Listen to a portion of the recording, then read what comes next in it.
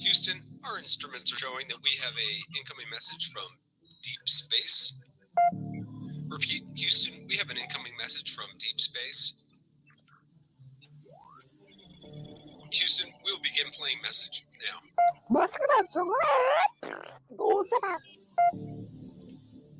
Houston, we're going to try and translate that up here. Hold for translation. Translation complete. We'll begin playing message now. Hey, it's me, Melissa. What do you do when the aliens invade? Take a shot of MK Ultra and watch Melissa Jade. Put on your tinfoil hat and tune right in. We got their crime spree, flat earth theories, government conspiracies, a complex Mandela effects, unidentified objects, a mind expanding, fake moon landing, what are dolphins understanding? It's me, Melissa. It's me, Melissa. Aliens is on the sun or in Area 51. Time travels, unravels, haunted castles, tops are baffled, potential experimental thoughts that make you transcendental. It's me, Melissa. It's me, Melissa. Crime sprees, flat earth theories, government conspiracies, complex Mandela effects, unidentified objects of mind expanding, fake moon landing, what it all but understanding. It's me, Melissa. It's me, Melissa.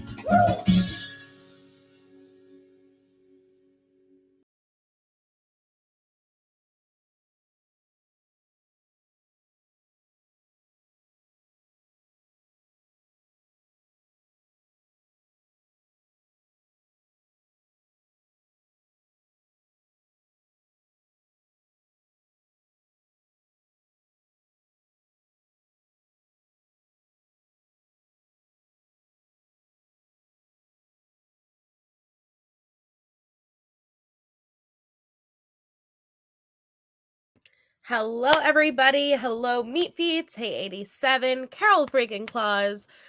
Metamom, Kathy, Bendy. And yeah, sorry, I changed around the times a lot, but I wanted to get on earlier because I know Bendy and Allie are going live and I want to be there for it. And then unexpected turn, but we're going to do our best and then we're going to Jade raid over to Bendy's. Is it still at 8, Bendy? We may overlap a little bit, but we're going to do our best. Jelly Belly says, I bet Melissa is calming down by blowing smoke bats with her vape. She will be here shortly. I totally was hitting that vape. Hi Wolfie. Hi Allie. Forgets and Shiggles. Steve. I've been really excited for tonight. So tonight we were going down the rabbit hole because we've been doing the conspiracy lives for like the past couple of Sundays. So tonight we're going to go into outer space and we're going to go to the moon. So buckle up, buttercups, because we're going to start off with International Space Station slips or glitches, whatever you want to say. Now, put a 1 in the chat if you know what the International Space Station is while I find my clicker to shut off Grey's Anatomy. Hold on. Here we go. All right. There it is. Thank you so much. Thank you so much. Cal Freaking Claus just gifted 5 memberships. I'm so excited. Thank you. And congratulations if you are a lucky recipient to one of Carol Claus' memberships. We have our members only Monday scheduled for tomorrow night. It's going to be very unique content. Sorry, I had to get it in there. But you are now a member, and I'm so happy to have you part of the channel. So thank you so much, Claus. So we're going to put a 1 in the chat if you are familiar with what the ISS is. The ISS is... I kind of went back in time, Metamom. So I wanted to see the George episode. The George episode is one of my favorite episodes where George is killed. Sorry, spoiler alert. But if you don't know that already, it deserves to be spoiled. And so I started back there and then I moved forward. Okay. So I see some 1s. So the ISS is the International Space Station. And it's in lower Earth orbit, and it is a manned station that is constantly just orbiting Earth.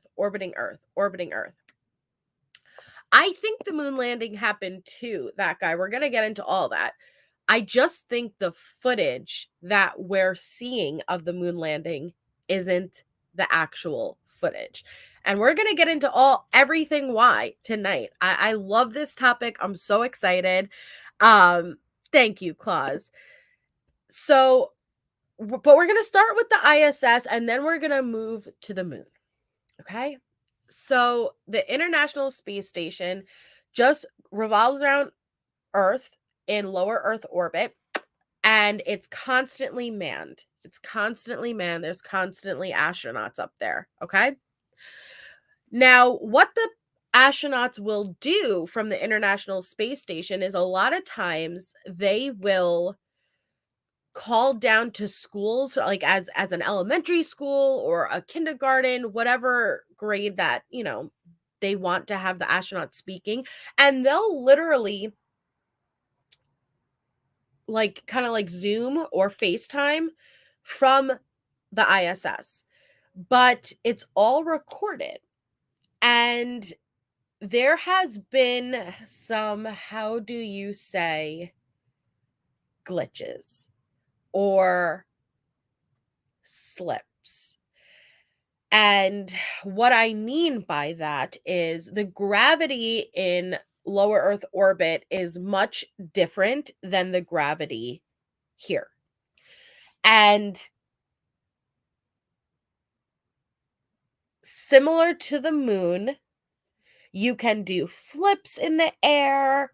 You can throw an object up and it'll stay up. Yet for some reason, we've caught harnesses.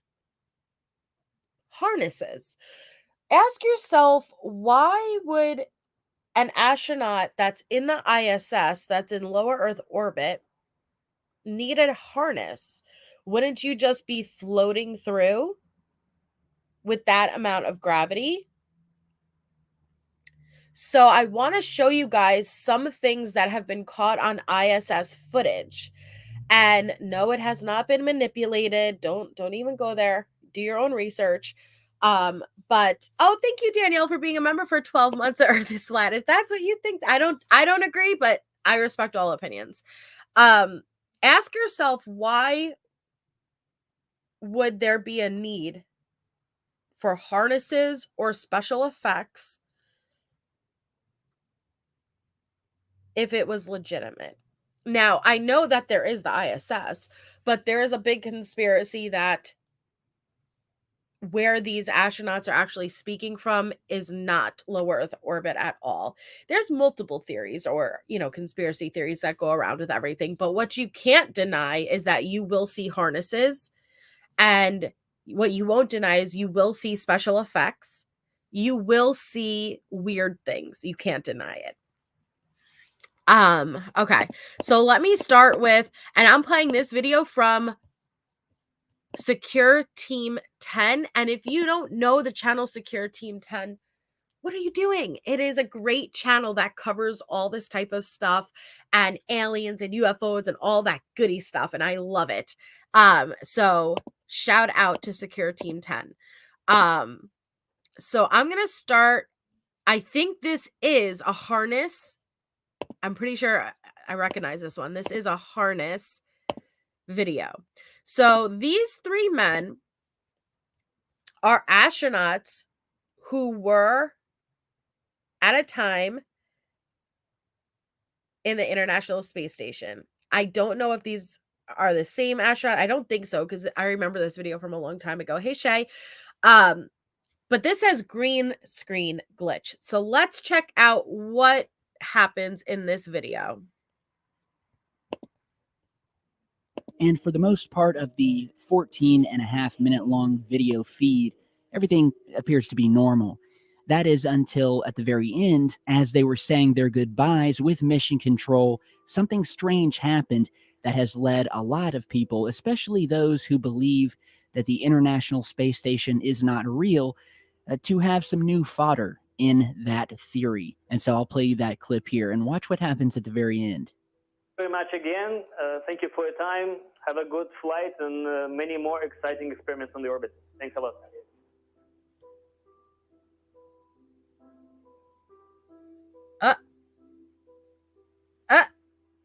Station, this is Houston ACR. That concludes the event. It was a green screen they're in front of.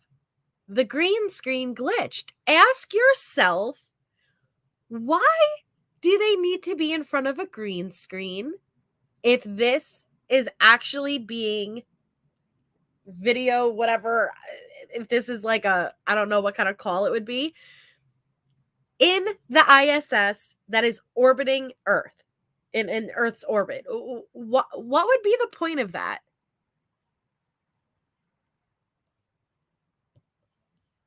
They wave goodbye, and this is actually a female on the end. And the green screen, you can tell they're in front of a green screen. Station, this is Houston ACR. That concludes the event. And they cut right back to NASA. Of course they do. They cut back to NASA control room real quick, didn't they? Good flight and many more exciting experiments on the orbit. Thanks a lot. Bye, buddy. Look, you can see them actually moving away as if they're walking away from the green screen. That concludes the event. Okay? So that's one clip. Let me find you a harness clip. One moment.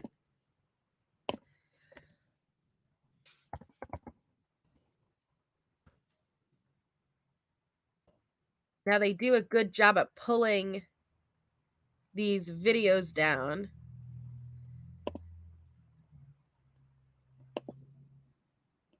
Are you ready? Are you ready?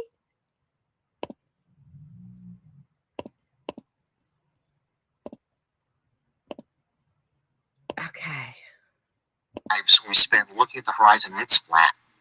I mean, it's flat. That's all. That's what the horizon's supposed to look like. And you get up here to orbit, all of a sudden the Earth is curved. You may expect. Okay. What I think this one is to the guy to the right. I'm not sure if you can tell,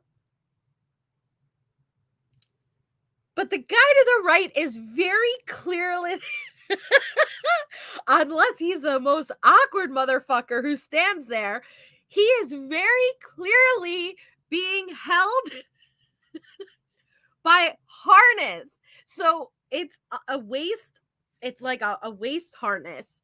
And then the lines pull up, and you're going to see much more obvious ones when one of the astronauts goes to do a flip and their harness gets stuck, okay? But if they're really in lower gravity, okay? Look at how he's standing. If they're, and yes, you will stand more awkward in lower gravity. That is truth. But you can see where it's almost pulling at his shirt and pants. So if you're really in lesser gravity, why, oh, why would you ever need a harness? Okay, so let's go back and watch that one more time. Look at the way he bobs. Our whole lives we spend looking at the horizon, and it's flat. I mean, it's flat. That's all. That's what the horizon's supposed to look like. And you get up here to orbit, all of a sudden the Earth is curved. You may expect everything up here. So you see that, okay?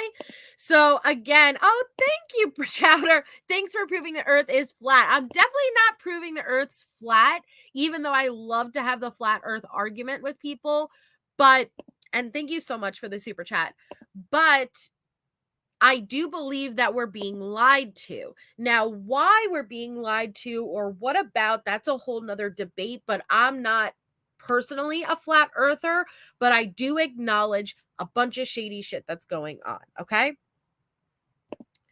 And we're going to get into that shy. We're going to get into all of those reasons. So we're going to work from the ISS into the moon landing and a bunch of unsettling things that surround that. Well, Kathy, like I said, you're going to see some really bad ones because a lot of times when they are doing these live Zoom I don't know if it's Zoom, whatever live broadcast. A lot of time they're doing it to kids, hence why they're showing them really funny stuff. And this one astronaut goes to do a front flip, and you very, very clearly see his harness get stuck, and the other astronaut had to help him finish the flip. Okay, like you're gonna see some weird things. And then there's another one where the astronaut is like flying through, like the way that they move from room to room is like kind of flying through the air. You legit see one of them being hung up on a harness. I swear. Nope, Lori. And if we ask, don't forget about the NASA clip of the guy who said that we destroyed all of the telemetry data about going to the moon and we can't recreate it, despite being in a very much better place technological wise than we were in the 60s when we sent an aluminum tin can to the moon. They say we accidentally destroyed all of the telemetry data that we had when we went to the moon, and we can't recreate it. We just can't recreate that technology. And if you don't believe me, I will show that clip. So let's see. Microgravity to float, because most everything does float. However, sometimes something a little different happens. Sometimes you just might find a little pocket of gravity. I didn't see what that one was. Maybe we have to look at the guys behind. Hold on. Microgravity to float, because most everything does float. However, sometimes something a little different happens. Whoops. Sometimes you just might find a little pocket of gravity. Sometimes you just might find a little pocket of gravity. I'm not sure what that one was. Oh, no. No. So I love it when I get questions like this, because I want everybody, certainly here at the Smithsonian today, all the future engineers and everywhere, to understand why the science on the space station helps us out here on Earth. So they're pointing out, oh, the card fell? Oh, shit, how did I not notice that? I'm looking for a harness so bad. Hold on, wait. Float, because most everything does float. However, sometimes something a little different happens. Sometimes you just might find a little pocket of gravity.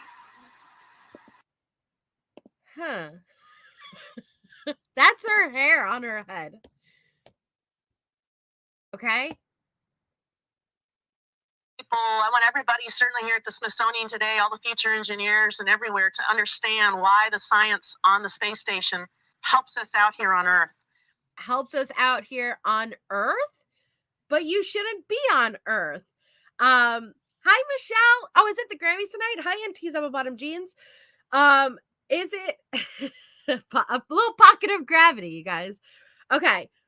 But those can be like little subliminal slips, okay? You're not on Earth. You're in Earth's orbit above Earth. You're not in technically space, but you're in lower Earth's orbit. Hey Katrina, my solo in the back. Well, actually, if you know the movie Gravity with Sandra Bullock, fun fact, they had to cut her hair that short because the amount of work it would take to digitally make her hair flowing the way that it would in lesser gravity would be way too time consuming. They gave her a short they gave her a short buzz so they didn't have to worry about that. So why did she say that she was on Earth if she's not on Earth?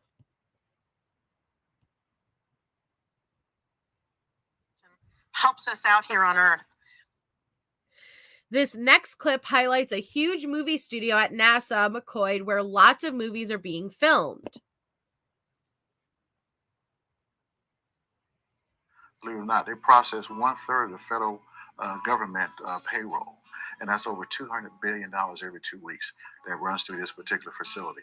We also have Big Easy Productions, and they do movies that I can't talk about right now, but they also do movie productions here as well.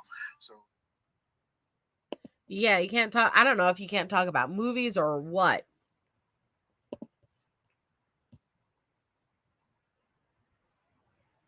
and they do movies that I can't talk about right now, but they also do movie productions. Well, that would intertwine with the Stanley Kubrick theory. And there's a large portion of people who believe that Stanley Kubrick filmed the Apollo footage. And the reason that they believe that is because Stanley Kubrick put out a movie at that time, around that time, that was the most accurate representation of outer space, and it was really, really, really good for its time. And so there's a big Kubrick moon landing theory that's out there. Here as well. So there's a lot of great things that come out of Nishu that you wouldn't realize. And that allows us to kind of offset some of our costs back to The work moon rocks okay, hold on, sorry. Now I'm gonna get Riddler. How do I explain the moon rocks they brought home? Well, did you know that we gave our fellow friendly countries those moon rocks that we brought home? And then eventually one of the countries decide, you know what? We don't want to keep this moon rock on display. We want to break it down and we want to test it. And do you know what the moon rock was when they decided to do that? It wasn't a moon rock at all. It was everything found on Earth, which, if you want to argue, okay, maybe the moon has the same properties as it does on Earth. Dude, it wasn't a moon rock. It wasn't a moon rock. It was like, I forgot what it was. It was like something that was just very typical from Earth. Perspective. And that's key when you start talking about the taxpayer acres under one roof line. That's Look like at everything 31 they have. football fields that can fit in this particular building. 31 football fields 31 under one roof. So we get a lot of football going on here. So our job is to build rockets. You can't get to Mars without going through New Orleans. The next green screen footage was filmed at the NASA McCoy movie studio. The green screen is huge. 37 football fields. Okay?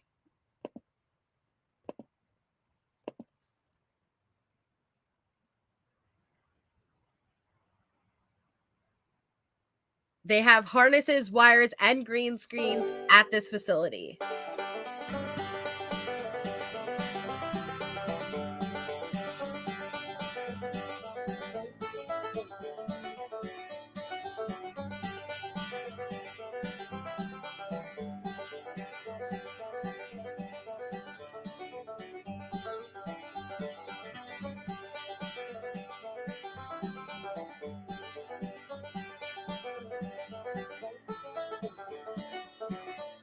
What's with this music choice, though?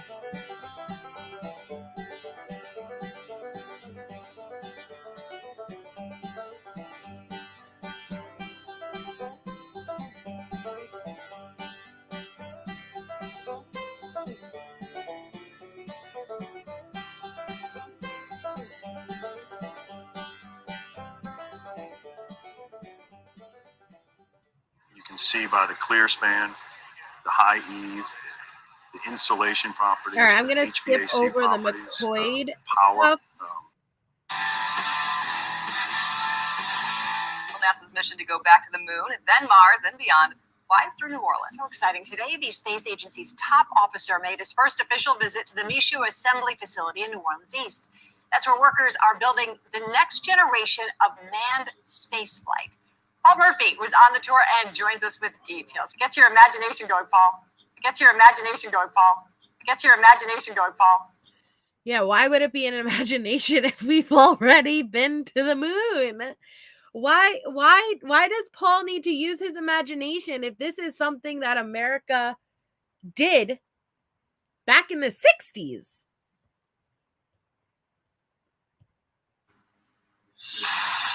Oh, it does, Karen and Natalie.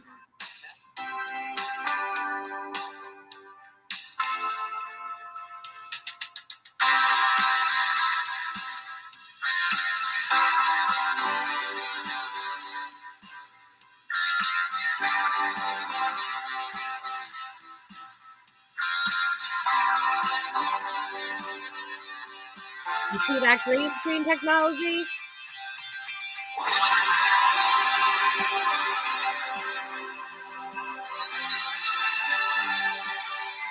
that shit. They have no problem doing that. Wow. No, Danielle.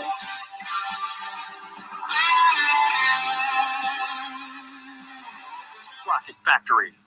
So it doesn't get any better than that, unless you got a seat in the spaceship. Well, that'd be nice having a seat on that space shot. Is it another slip? Is it another slip? I'd love that, Wolfie, but no. Is it a space ship or is it a space shot? Oh, Elena, I bless your heart. Bless your heart, Shug. The technology that the government has is way beyond what they release to the public at the time. So they will not release to the public the same level of technology they have access to. So the whistleblowers said, imagine at least 50 years ahead is what the government has. Like, so for us, we shouldn't still be using fossil fuels. We shouldn't still be using gasoline. We shouldn't be on iPhone. The technology that the government has compared to us is far greater than what they release. Oh no, Claus.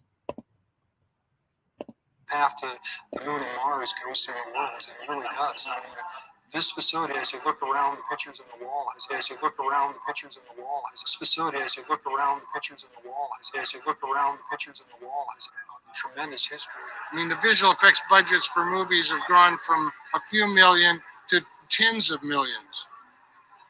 So, you know, we have rocket scientists and all that kind of stuff working on movies. So, you know, we have rocket scientists and all that kind of stuff working on Yeah, rocket scientists working on movies, which maybe do they consult? Maybe they're just consulting. Is it something more? Maybe. I don't know.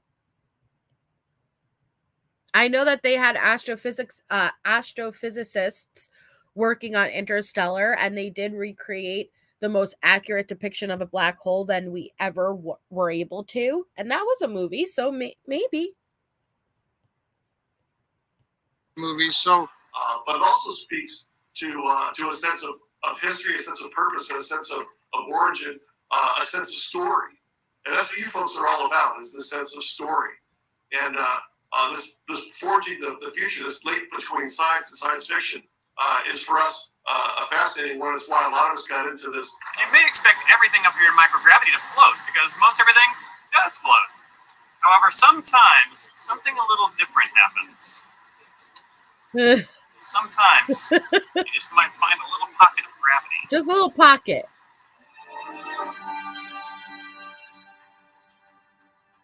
I'm trying to find... This isn't the best compilation, so I want to jump. Okay. You want to put that information in context for people to see and understand.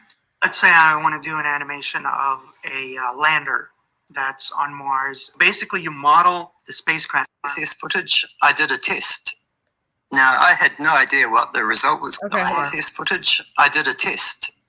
Now, I had no idea what the result was going to be, but it turned out that it did indeed look like NASA was faking their ISS footage.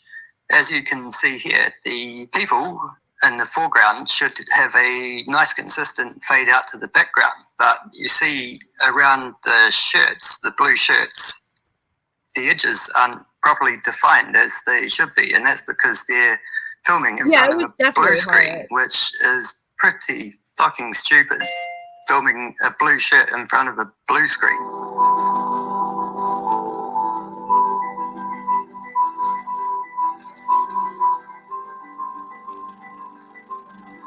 What?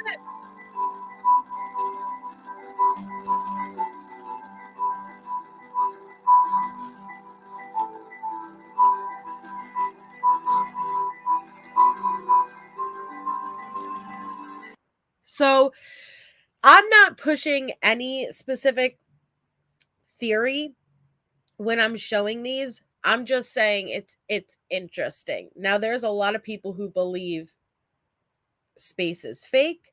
There's a lot of people that believe we never went to the moon. Like I said, I believe that we went to, I don't only believe that we went to the moon. We're still there. We're still there. I just think that there are definite, and it didn't even show the ones I'm referring to yet, but there's definite moments where you could tell, yeah, that was a harness. Yeah, that was a green screen. And it makes you ask yourself, why though? And I don't know the answer.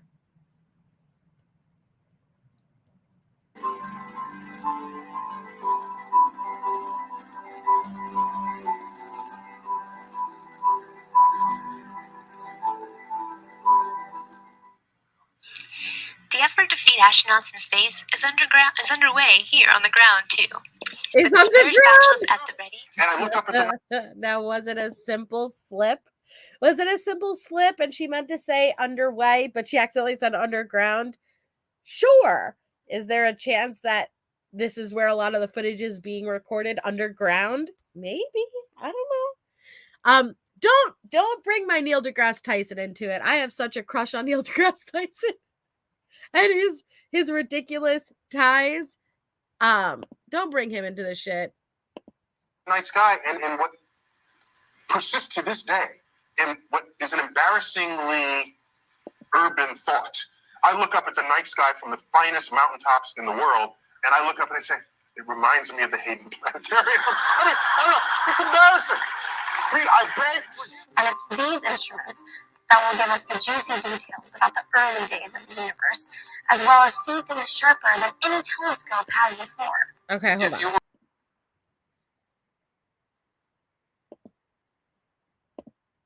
Because I'm looking for, this is more about the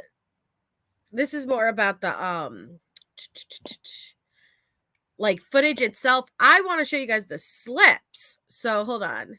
Let's see. Here's the truth about the Not coming the food ad. crisis. Oh my This might be your only warning. According to official... You see this black box right here? Well, I'm going to show you something right now. Some people are concerned that they might have to go for a long Oh, period it's of an time ad. I was without gonna power say, or what electricity. is this? Okay. Station, this is Houston. Are you ready for the event? Station is ready. Look at him! Boise State University, this is Mission Control Houston. Please call station for a voice check. Station, this is Boise State University. How do you hear me? Boise State, we have you loud and clear. The external systems are cooled with ammonia, and then there's heat exchangers There it is! Sorry, I found it! Oh, this is the one I wanted to show you guys. Do not look. Don't look at the two people in the front. Look at the guy in the back. Look at the guy in the back as he comes swimming around. You can see he's being held by a harness. Hold on. Hold on.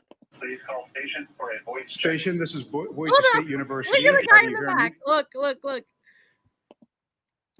Boise State, we have you loud and clear. The external systems are cooled with ammonia, and then there's heat exchangers that transfer. What am I doing hanging around? I should be on that train and gone. I should be riding on that train to San Antonio. What am I doing hanging around? Believe it or not, I'm walking on air. I never thought I could feel so free. Flying away on a wing and a prayer. Who could it be?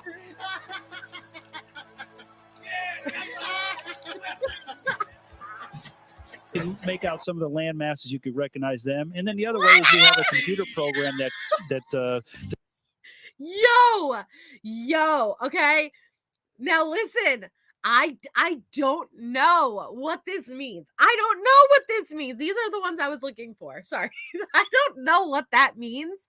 I don't know. All I do know is that is definitely a harness, okay? And you got to ask yourself, why? If they are in lesser gravity, why do you need to be harnessing and ziplining through the ISS?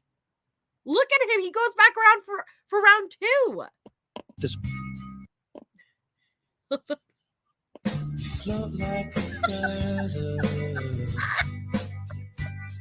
in a beautiful. No, Alina. This isn't actual feeds people caught.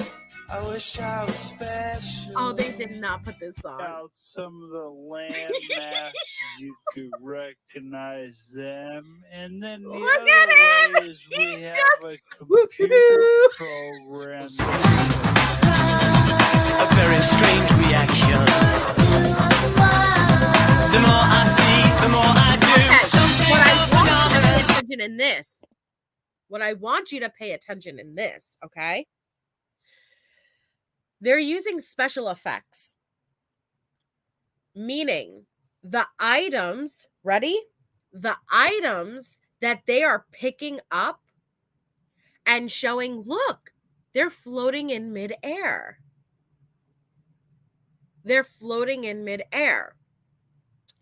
A lot of times, Harlot, they will be, they record this stuff all the time, but at least there was like 2 I watched that was like questionnaires, and I'm sure it'll be a compilation in this and you'll know what I'm talking about, where it's a live feed and it'll be like a special program with like an elementary school or something. And so the kids will be able to ask the astronauts who are, wow, up in space, like a couple of questions. And so it's a live feed going. That's what makes it so scary, is that people can grab it in real time. And no, you have to look up, Riddler. It's attached to his belt. It's like a zip line. But they're using special effects. So when you see like, oh, look, I'm throwing this orange up in the air and it's just floating. It's actually, I'm not tech savvy, so I don't know what it would be called. CG, superimposed CG. I don't know. But what you're just about to watch him do right there is you see him take, I think it was like what he thinks is the microphone, and move it. Yet he doesn't have anything in his hands. That's because it's being superimposed and he just made a mistake thinking that he was grabbing it. So look. And the other way is we have a computer program. A very strange reaction. The more I see, the more I do. Something of a phenomenon. Turn your body to come along. 'Cause white nights blow away. What is that? There's nothing in his hand.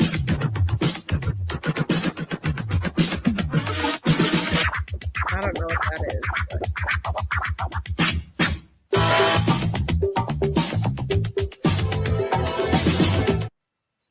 Station, this is Houston. Are you ready for the event? Station is ready. Boise State University, this is Mission So is Control that Houston. microphone Please call real? station for a voice check. Station, this is Boise State University. How do you hear me? Boise State, we have you loud and clear.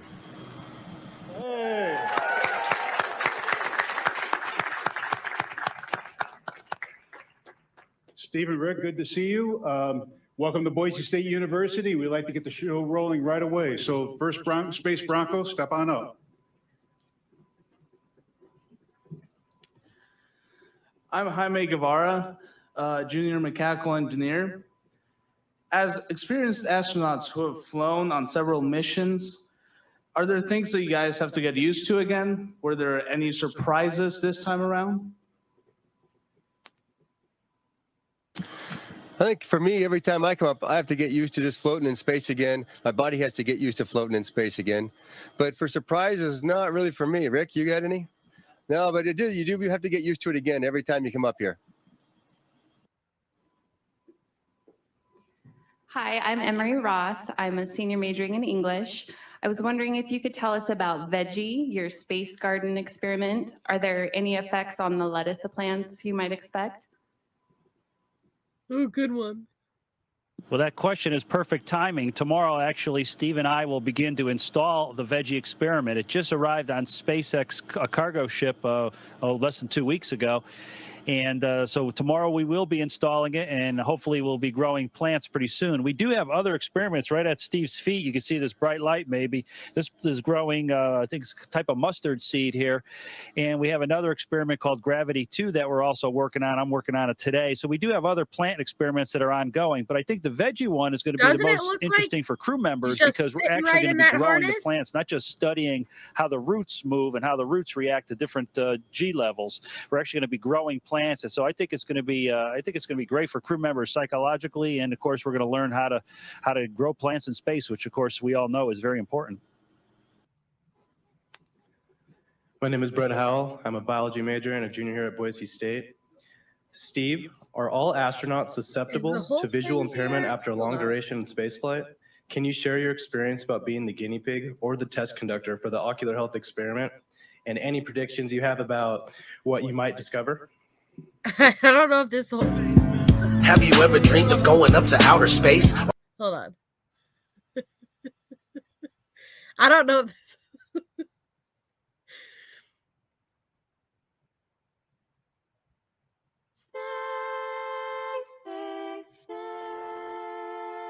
Space may be the final frontier, but it's made in the Hollywood basement.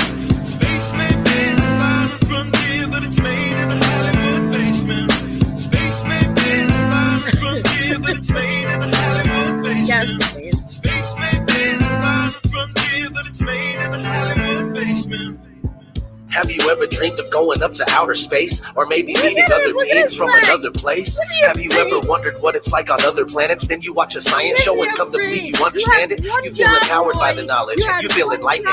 Listening to Bill Nye and Neil deGrasse Tyson. But then you wake up and you... Okay, so that's a great question, Monica. You don't think it's tethered so you have more control when you're getting around? No.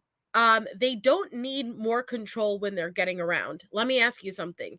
Do you really need more control when you're swimming in a pool? And it's not the same, but it's very close. Now, what you do need control for is staying still. You don't need control to move around. But when astronauts sleep, when they're in lower gravity, is they have to fasten their feet in to prevent them from just floating. But there is you don't feel the weight. You don't feel really anything. You're just floating around. Now, if they want to stay in one spot, they would really just kind of bob. And that's why when they sleep, there's certain sleep pods for them where they actually strap themselves down. So more control moving around? No. We had the Apollo 13 mission where they're broadcasting and they're recording for us and showing how easily they're able to move around. And that was a long time ago. It's standing still that they have an issue with.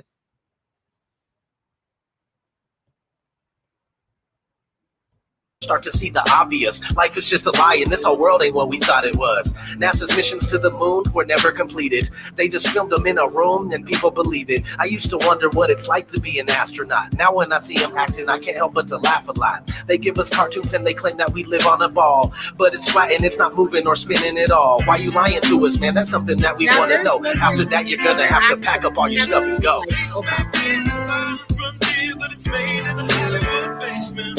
Space may be the final frontier, but it's made in the Hollywood basement. Space may be the final frontier, but it's made in the Hollywood basement. Space may be the final frontier, but it's made in the Hollywood. It's not invisible cables. That's the thing, K-Breeze.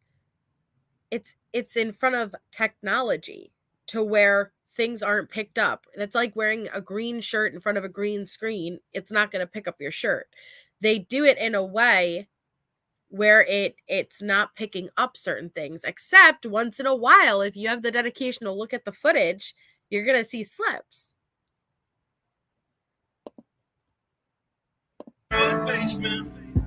History has been rewritten by winners of wars. The Jesuit order, Khazars, Freemasons, and more. They pulled the veil over our eyes, and it's time to awaken. Through organized indoctrination, our minds have been taken. It's time we take our power back and we rescue our people. The Vatican and the bankers are like Resident Evil. They may have had the greatest plan that was ever.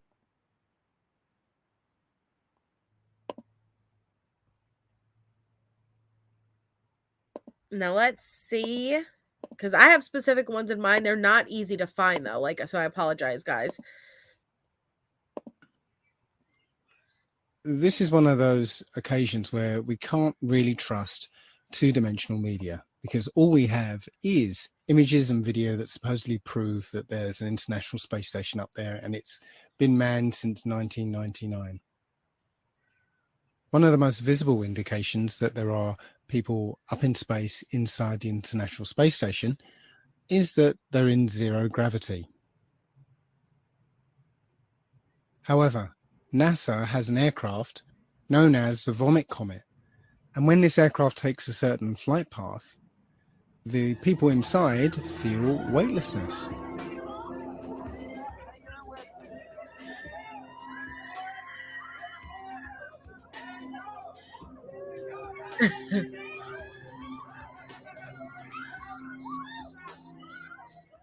So it's almost certain that NASA has an aircraft fitted out to look like the International Space Station's interior. Thank you, Katrina.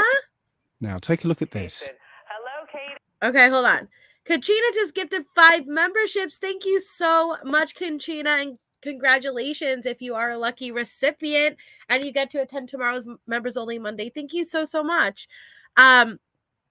Monica says, I would imagine it's way more difficult to move around because there is no resistance floating around. Unlike water, you can push around, but the water helps support the rest of your body. You're making great points. I've never been in no gravity, so I really can't speak personally, but what I do know is I've studied a lot of space stuff, and I could only go by the walkthroughs that the astronauts take us of their lunar modules or the space shuttles or the ISS. Yes, I can, Angela. And never before did they ever say, oh, we need something to help guide us. There's things that, like handlebars, that are equipped to where you just pull yourself, but you're weightless. So it's more about staying stationary versus, oh, I can't guide myself. It's actually there. It's a tunnel system, and it's so easy to glide that you just push yourself and you go, whoo, you know what I mean? The bigger issue is stopping and staying still. That's why all over the ISS and space shuttles will there be ways to strap yourself in.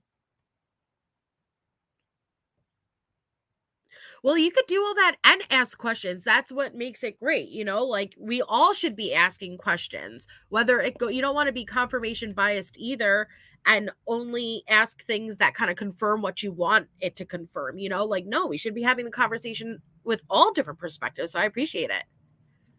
All right, let's see what this girl happens with her. Notice how suddenly as she starts to wave, she floats out of control. This is so cool, isn't it? Hey, Katie, I want to welcome aboard the space station. Look! Look at this. Wow. The same thing happens here. As the plane starts its zero-G dive, the people start to spontaneously float upwards. The other problem with this technique is that this aircraft can only simulate zero gravity in 45-second to a minute bursts. So NASA employs many little tricks here to simulate weightlessness. None of their footage is live. It's all pre-recorded and edited. So plenty of scope there to use some of the cinematic tricks that we're used to, like harnesses and wires that are edited out later with CGI. But here we can see one of the tricks they use to maintain continuity between periods of weightlessness. Take a look at this woman's hair. Doesn't it look a bit strange to you? Look how it seems to spring back into place. We're led to believe that this is an effect of weightlessness, that the hair will just sort of float around. But it doesn't quite seem natural, does it? Here's video from the vomit comet again. Watch the way this woman's hair flows as she moves.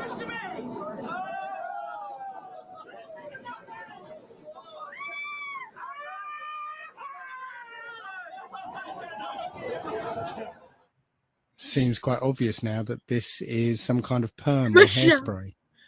So that between periods of weightlessness, we get that visual continuity. Now, there are plenty of examples of these gravitational anomalies, but I'm not going to spend too much time on it. I just wanted to show that all these things that you can see from NASA can be simulated and CGI'd up for your benefit. And this is what I was telling you guys about. So this astronaut specifically took us through a whole walkthrough of the ISS, and I've watched it so many times. But do you see what's on the walls? Bars. I told you all they have to do is pull, and your body will continuously just flow because there's nothing resisting to stop you from flowing. So no, it's not, oh, well, I need something. Like, do you see any harness hooks above them or anything? Like, no, if harnesses and line leads were something that they needed, they would tell us in these walkthroughs, hey, this is to help me. The only time they stay tethered to something is when they don't want to be moving, which makes the most sense.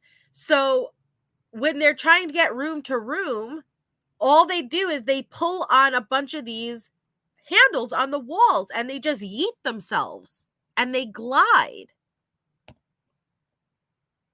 Things that you can see from NASA can be simulated and CGI'd up for your benefit.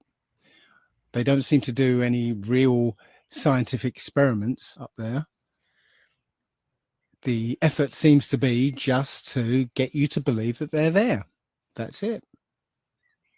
There are also plenty of anomalies when you look at spacewalks. Yep. For footage of spacewalks on the exterior of the International Space Station, NASA will freely admit they have a huge swimming pool called the Neutral Buoyancy Lab, where they train their astronauts. And within this huge swimming pool, they have a mock-up of the exterior of the International Space Station.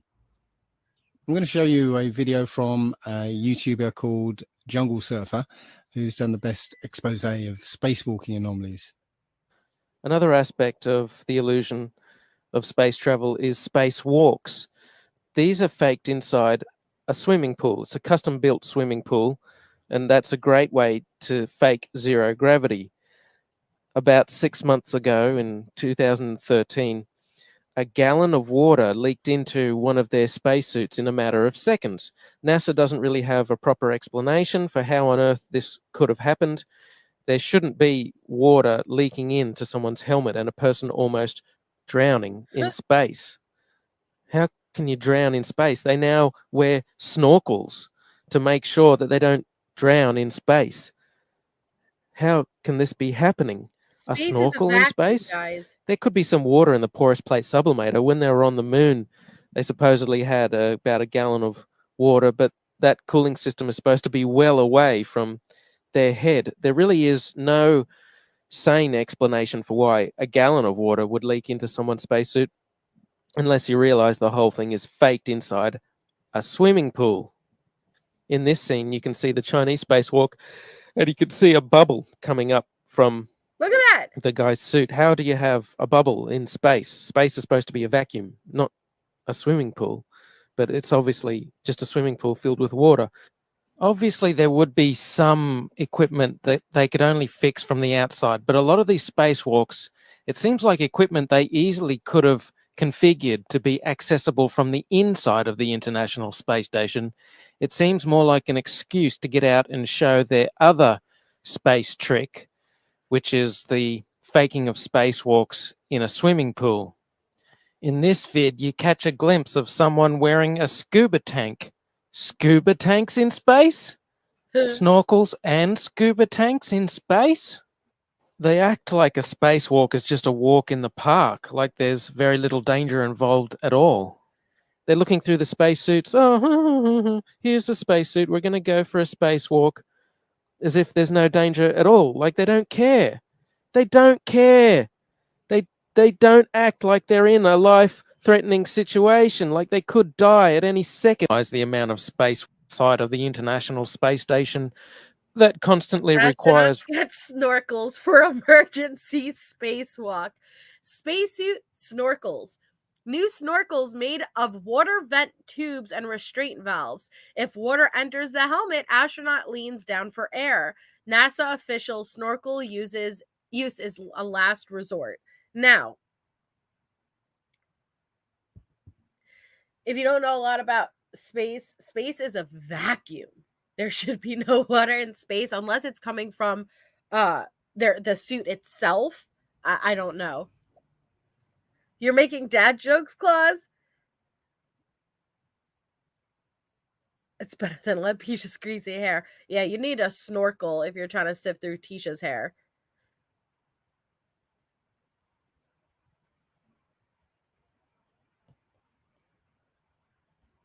repairing, which makes for a good TV spectacle and is inspired by movies like Sandra Bullock's Gravity. And after Gravity came out, they, of course, had to do another spacewalk to fix some emergency, some piece of equipment that their lives depend on that, amazingly, they can fix every time.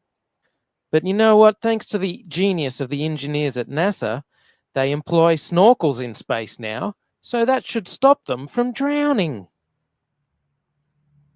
Finally, I'm going to leave the last word to one of the astronauts themselves, when he made a tiny little slip up during a question and answer session. Take note of his body language after he makes his mistake. Hello, my name is Bailey. This question is for Chris. What was high school like for you?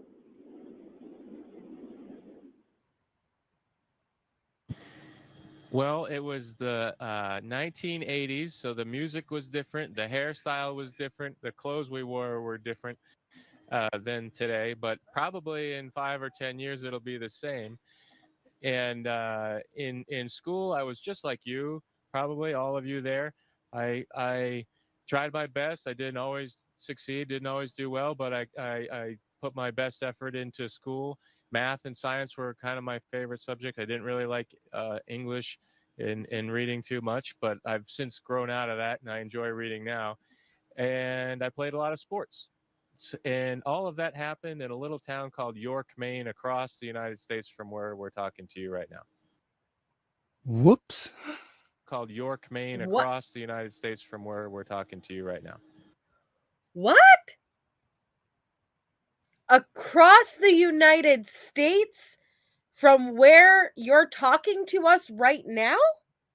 Excuse me? You're supposed to be in Earth's orbit. See, humans are bad liars. That's the thing. And we slip up a lot because that when you're telling the truth, you don't ever have to think about that type of stuff. You're just talk. When you lie, you have to make a conscious effort to, oh, wait, don't say that and say this. You are not across the United States. You're in Earth's orbit. Was it an innocent slip? Was it something more nefarious? I don't know.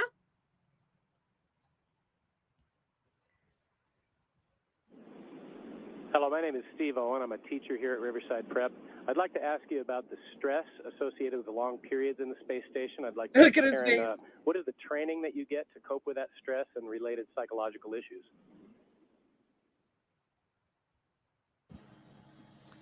Well, for psychological issues, actually, when we are selected as astronauts, we go through quite a vigorous psychological screening process. He looks like he fucked up, doesn't he? You certainly don't want somebody who comes up here and has a breakdown or is claustrophobic. But also, we have, well, like Chris's background as a Navy SEAL and Luca's background as a test pilot clearly prepare them for high stress situations. I could also argue that going through the process of getting a PhD can be a high stress thing as well. And so generally when people get to the point where they're applying for this job, they've been through several things in their life that are high stress and have proven that they can handle. Humans in space. Okay.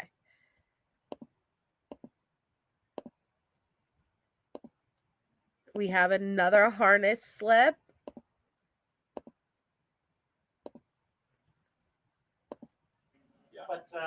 But in a moment, all three of them will be on board. We're about to watch a man do a selfie. Did you not see that? Did you see it before I even pointed out? Did anybody see it? Did anybody see it? Or do I need to point it out? Oh, man. Let's watch it again. Don't pay attention to the bald guy. Shay's like, yes. Don't pay attention to the bald guy. Pay attention to the back of this guy's shirt. But in a moment, all three of them will be on. Look, We're about look. to watch a man do a selfie. It pulls him up. Look, you can see. Nice. You can see it pulling up into her shirt. Into his shirt. I'm sorry. American astronaut. Tim Cobra. Tim Cobra as well. That's right. Hello. He's taking a picture of everybody on the planet. Yeah. So this means that we know that everything's fine. So they've gone ahead. All the seals are correct. What has happened is they have completed each of their pressure checks because when the space station and the Soyuz came together, they trapped a little bit of space in between the two of them, some vacuum. They had to leak air into that and then make sure all the seals were working right. It's a laborious process. The temperatures have to equalize, but all of that has gone well. Do you not see? There are two doors. What I did? I did something. Hold on. Okay.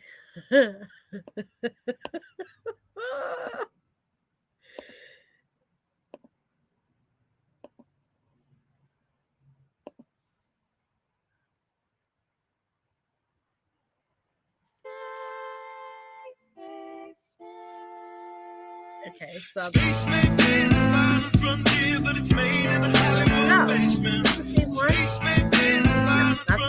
sorry, hold on. I played the same one. Hold on.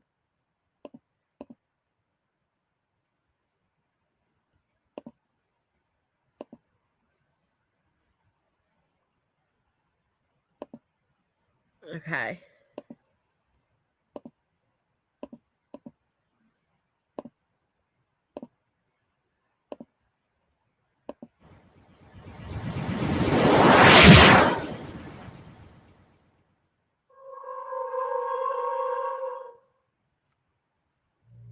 This is NASA using a harness. I'm going to show you now. NASA using green screens. It's awful. Watch this guy in a harness there, look. Zoom in.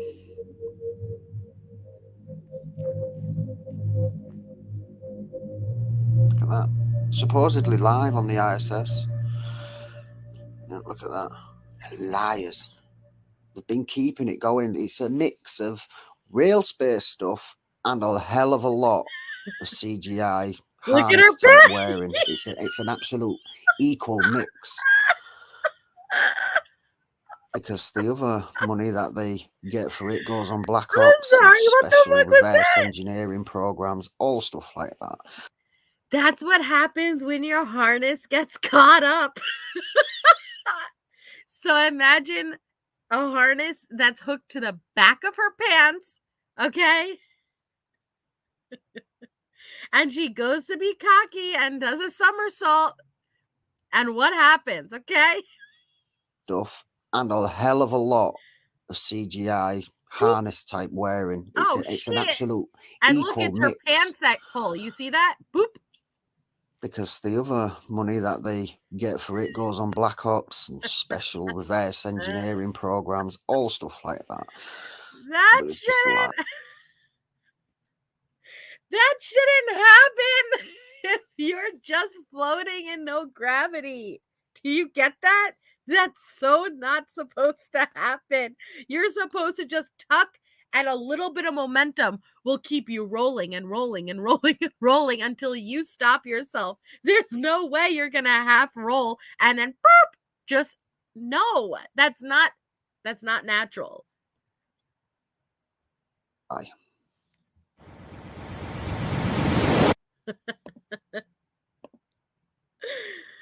Oh my god. It's so silly.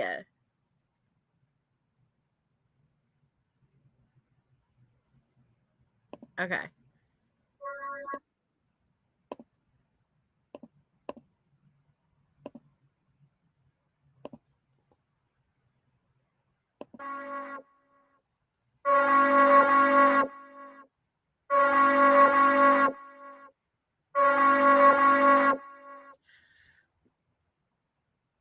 Okay, it says the astronauts are speaking with elementary school students from the ISS. The entire time, one of the astronauts is being lifted up in the air into a flip posture as if there is a malfunction with their faking equipment. So pay attention. This is one of the elementary ones I was talking to you about. And it's almost as if there's a malfunction happening and it's trying to put her into a flip option, okay?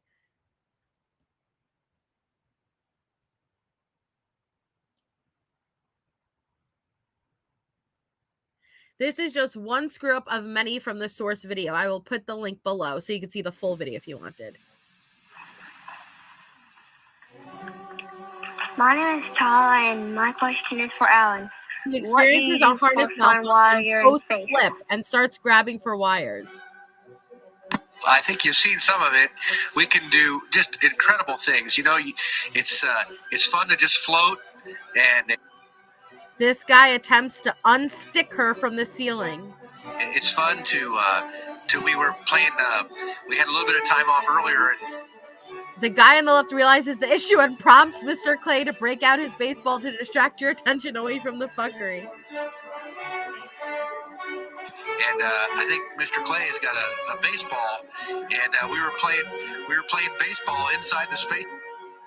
Watch as she grabs her wire to stabilize her. Station, and it's really easy.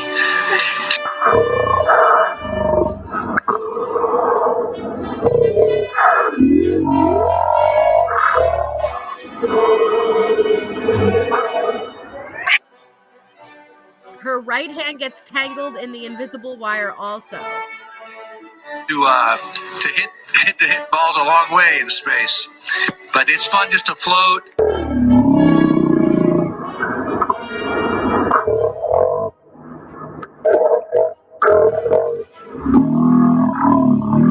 This is live, Angie.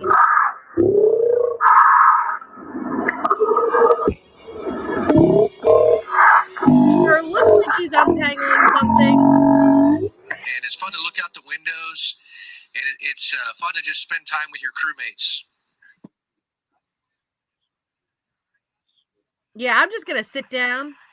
My name is Brandon, and my question for Dottie. No, they weren't saying that they were on a plane. I think they were just showing that as an example of how you can. Hold on.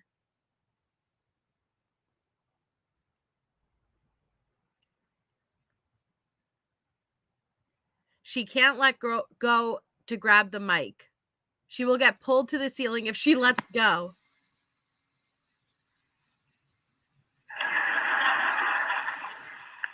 He can't let go. My name is Devin, and my question is for Stephanie Wilson. What inspired you to become an astronaut? Did you notice the wire crease in the left astronaut shirt? He is being pulled to his right by a wire. My name is Devin, and my question is for Stephanie Wilson. What inspired you to become an astronaut? My name is Devin, and my question is for Stephanie Wilson. What inspired you to become an astronaut?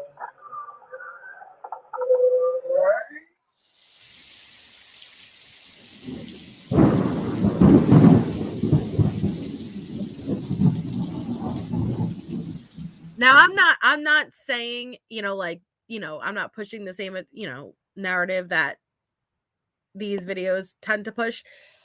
I think that we did go to the moon. I think that we're still at the moon. I do think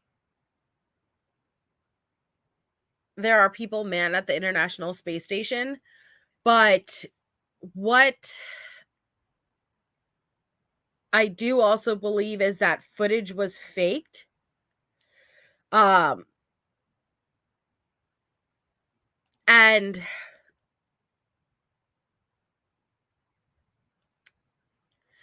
okay, so when the astronauts of Apollo 11 came back from the moon, that was the greatest feat ever for mankind. You would think that those astronauts, when they did their first press conference, would be thrilled. They would be over the moon, pun intended. You too, Chase. They would be, oh my God, not only did we make it to the moon and back, we're alive. That's exactly, Anne Fran, what they did. They said, we accidentally recorded over the telemetry data. Like it was a VHS of your cousin's wedding and you really wanted to record that NASCAR race and you accidentally recorded over it. That's what they said they did with the telemetry data for the technology to get to the moon. You don't think we went to the moon, Popcorn Popper? See, this is where I struggle. I believe that we have reverse engineered technology. And we absolutely have gotten to the moon, because when you look at channels like Bruce Sees All, and he has a very high powered telescope, you can see crafts going out of the craters. You can see that there are buildings there. There are structures there. There is activity on the moon. There is an atmosphere on the moon. You don't need the higher ups to tell us that. We could see it for ourselves. Now, could that not be humans? Sure. Do I think it is humans? Some. I think it's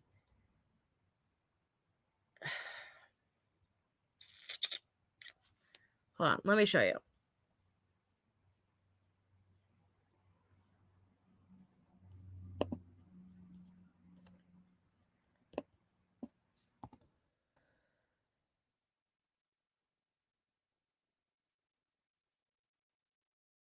Okay.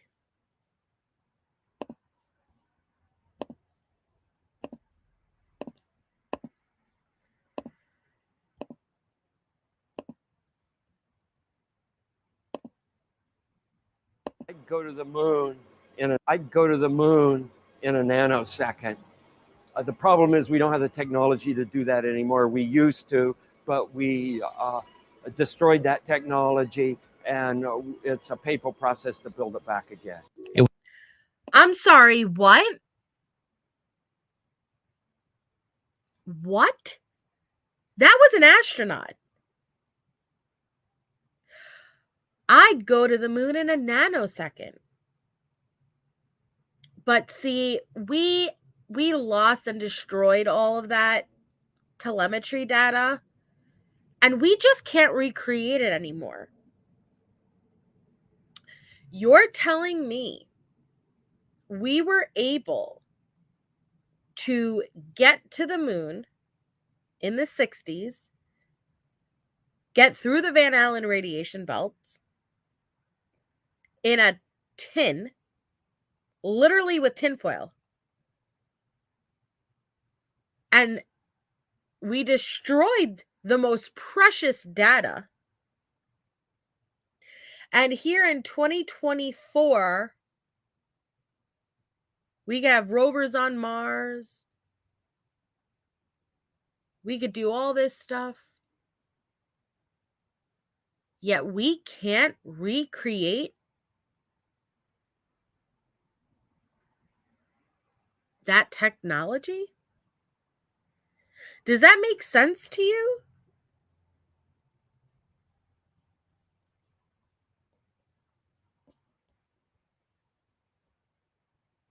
I'd go to the moon in a nanosecond. The problem is we don't have the technology to do that anymore. We used to, but we destroyed that technology, and it's a painful process to build it back again. It was all recorded on these telemetry tapes. So where is this hard evidence? I haven't seen anything that indicates the telemetry data is even in existence. And as I said, even if we had it, we don't have the machines to play it back.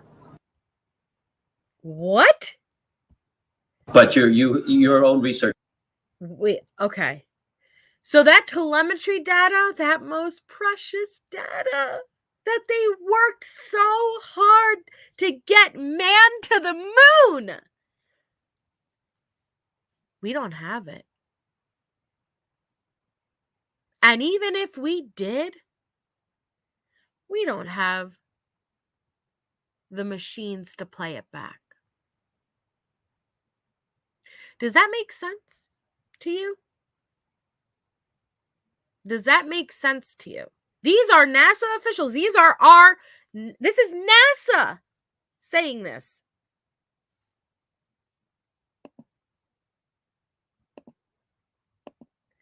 And he was part of the Apollo 11.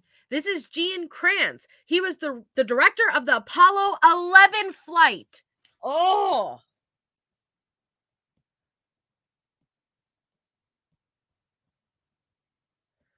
But your own research has shown the telemetry data is missing. That's right. Could this be true? Mankind's first interplanetary exploration and the original science data is missing? This is Houston, radio check, over. If it's anywhere, it should be here at NASA's Goddard Space Center in Maryland, home to the National Space Science Data Archives. This film you're making now, what is it? Does it have a name? I mean, do you have a name for it yet, or You're calling it Did We Go? Did we go? Okay. Doesn't have it either. The Smithsonian doesn't have it. Johnson doesn't have it. Right. We've been unable to track it down. I mean, we don't know where this telemetry data ended up, and we don't know what path it may have taken. So, unfortunately, I'm afraid I can't really give you much of a clue as to where this data ended up and whether it still exists or not. Excuse me?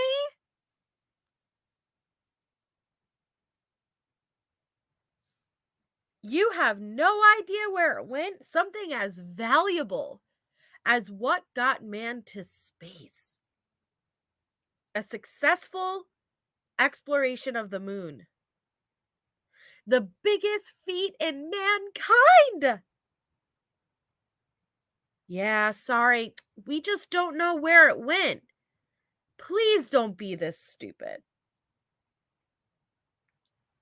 They didn't want the public knowing they went back to the moon, because what they found on the moon, they can't share with the public. You want to know why those 3 astronauts seemed so depressed when they got back from the moon? It's because they saw things that they were not prepared for, And when they got back home, they were told to keep their mouths shut. You can't share any of this. And I'm sure it scared the shit out of them. Admitted that it had lost the original footage of man's first steps on the moon. NASA has lost all the original Apollo moon landing footage and telemetry data. So to try and verify the original footage or the data that's in the modules that supposedly went to and from the moon, you can't check those now. So there's no physical confirmable evidence that they were anywhere but a sound studio.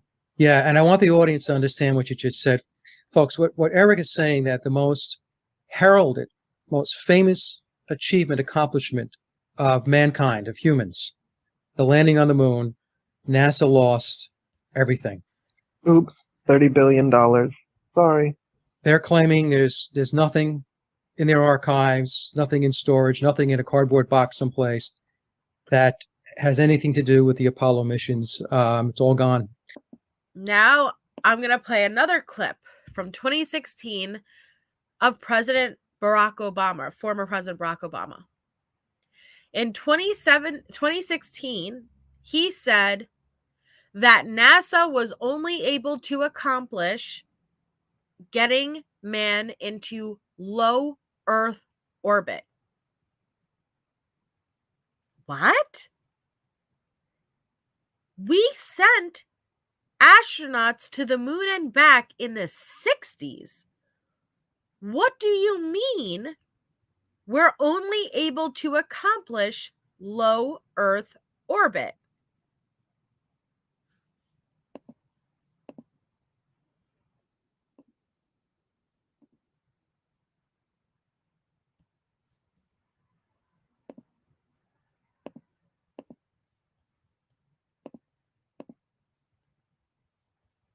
Hold on.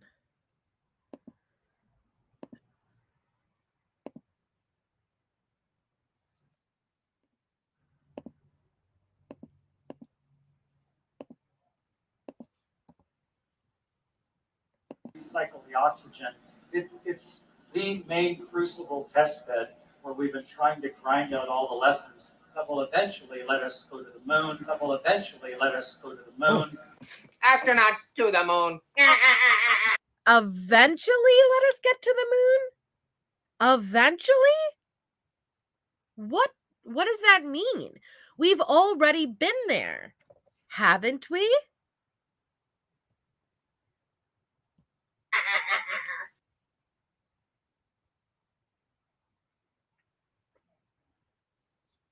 Well, that's a great question.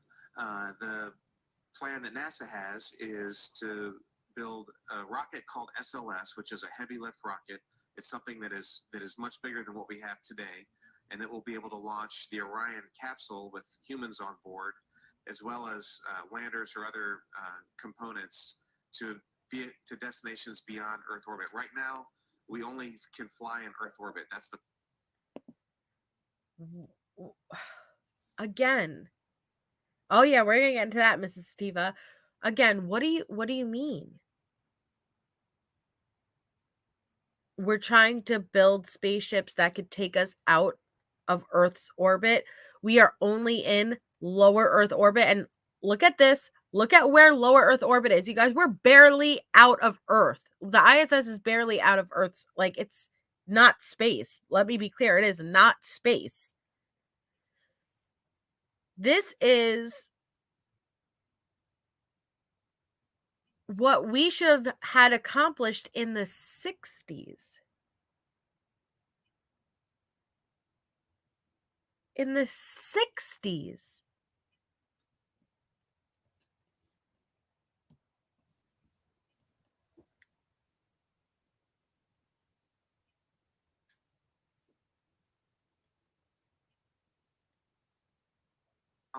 we only can fly in Earth orbit. That's the farthest that we can go. And this new system that we're building is going to allow us Apparently, to go meat beyond feeds. and hopefully take humans into the solar system to explore. So the moon, Mars, asteroids, there's a lot of destinations that we could go to. Could. We went there. We went there. You televised it to the world. You had those astronauts and Nixon speaking in the Oval Office with less of a delay than I have with my audience right now. Space exploration beyond Earth? That was in the 60s. It's 2024.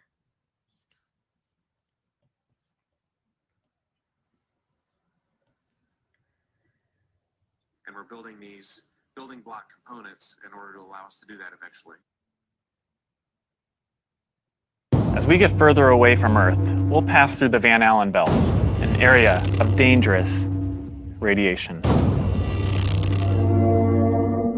Radiation like this could harm the guidance systems, onboard computers, or other electronics on Orion. Naturally, we have to pass through this danger zone twice, once up and once back. But Orion has protection. Shielding will be put to the test as the vehicle cuts through the waves of radiation. Sensors aboard. Couldn't they just use the same technology from the Apollo missions or the same shielding, as it must have worked back in 1969 when they took a damn tin can with freaking tinfoil to protect them from the Van Allen radiation belts? Will record radiation levels for scientists to study. We must solve these challenges before we send people through this region of space. We must solve? I thought this was already solved in the 60s.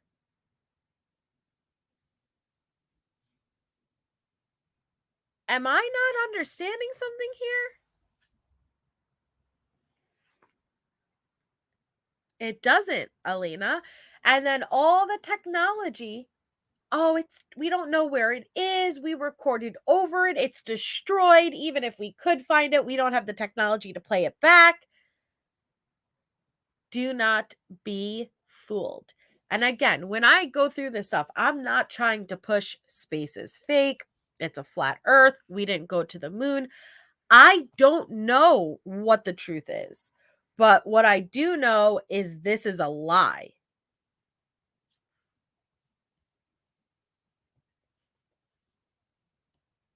The technologies that we're testing out on space station are definitely helping us with our goals of going beyond low Earth orbit. So we have a really robust exploration program at NASA. Previous program, we are setting a course with specific and achievable milestones.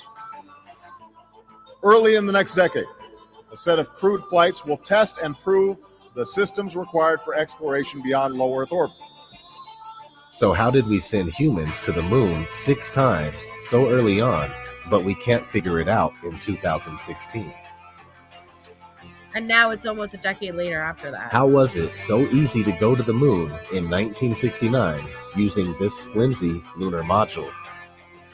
Look at that. Look at that lunar module. That is what we took to the moon. Tinfoil. Tinfoil. Yes, harlot, but man didn't step on the moon 6 times.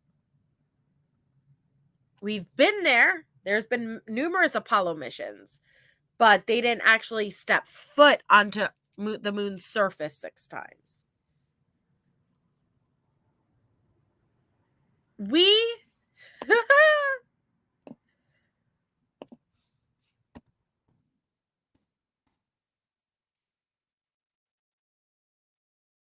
This is what we went. Look at that. Hold on. I want you to take a look at this. Remember those Van Allen radiation belts? Those dangerous Van Allen radiation belts. And all of these feats that man needs to figure out to get to the moon? This is the Apollo 11 lunar module.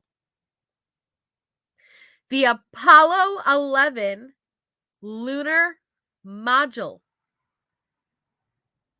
Look at that. So you're telling me this made its way and landed on the moon in the 60s? In the 60s? And it's technology that we cannot recreate today. Oh, Melanie, I'm planning on having a conspiracy live about that, the simulation theory.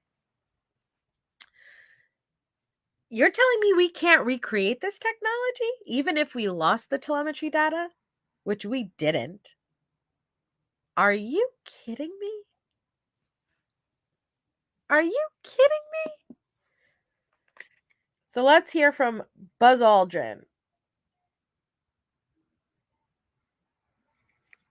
Okay. Buzz Aldrin had a snap or two. Now listen, I have a lot of respect for Buzz, for Neil. I have a lot of respect for all three astronauts. I think when you've seen, what those men have seen, and then you're told, don't you dare talk about it, it's got to mess you up. But then I think why Buzz got so mad and punched the person who said, you never went to the moon, is because I think he was telling the truth. I think he did. But he was not allowed to talk about it. And the footage that was released to the public was not the real footage. But here's a clip of Buzz saying we haven't gone.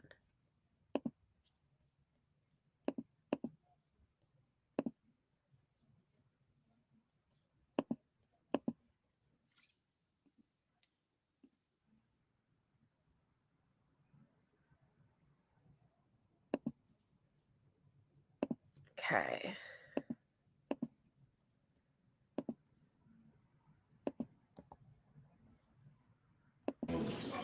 You make waves, or it's not quite the same as total floating. More fun up there. But that doesn't mean I like to see the fish. Long time. Why has nobody been to the moon in such a long time? That's not an 8-year-old's question. That's my question. I want to know, but I think I know.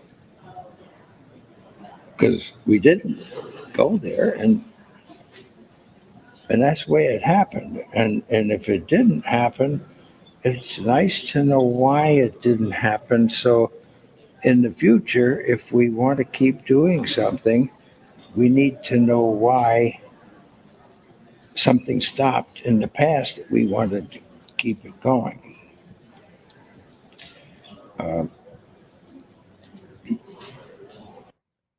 What?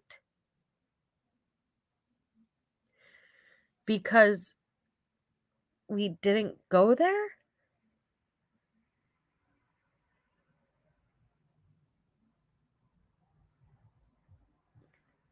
What? Now, granted, I give a little bit of grace here because sometimes when you are older, you can struggle with some words, and maybe that's not how he meant it. But Buzz just said we didn't go there.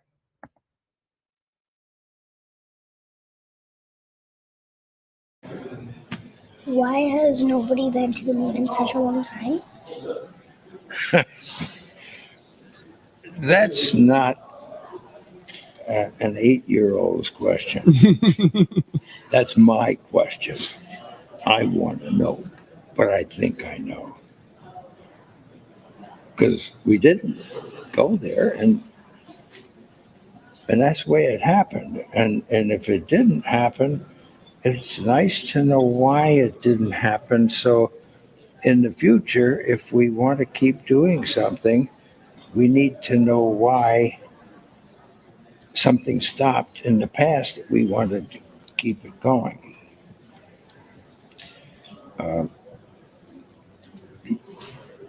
money is a good thing.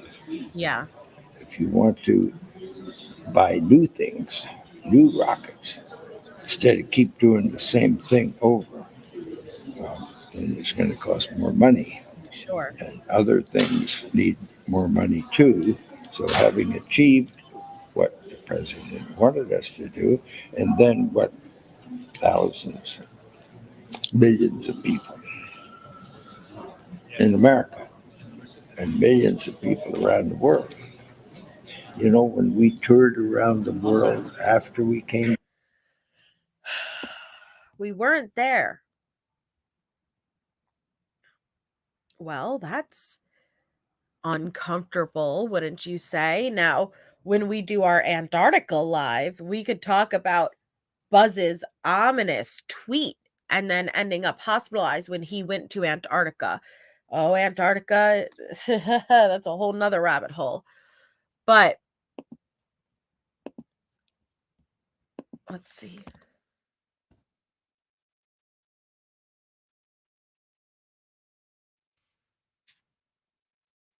This is when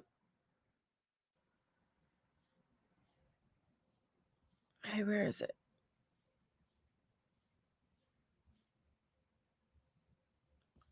Of course they took it off of here. Hold on.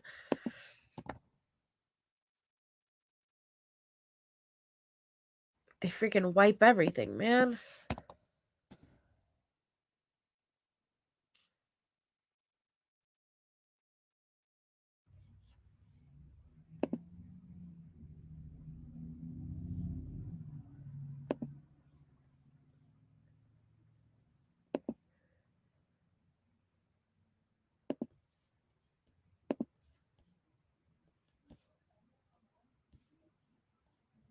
This is when the guy was doing a documentary to prove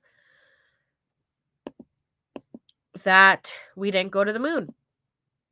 And he confronted Buzz Aldrin and said, "You never went there."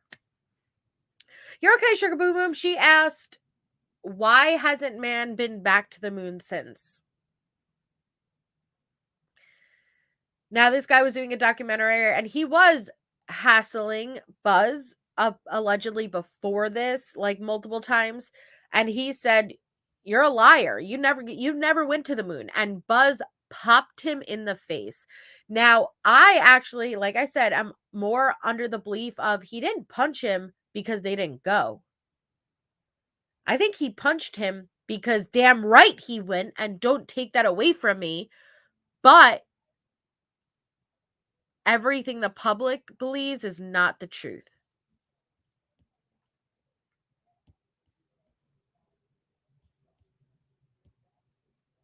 Oh, damn, it has no sound.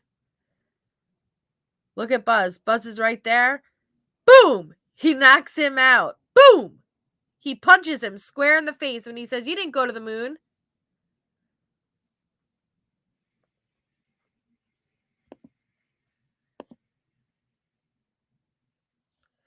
Here, I got the one with the audio. Hold on.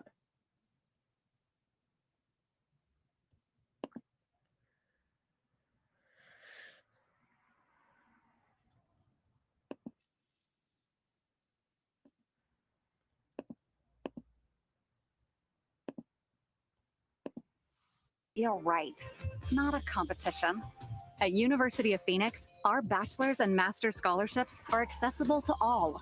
You'll get the best scholarship or savings you qualify for. Simple as that. Because everyone deserves an opportunity to save on their education without competing for it. Explore scholarship options at University of Phoenix.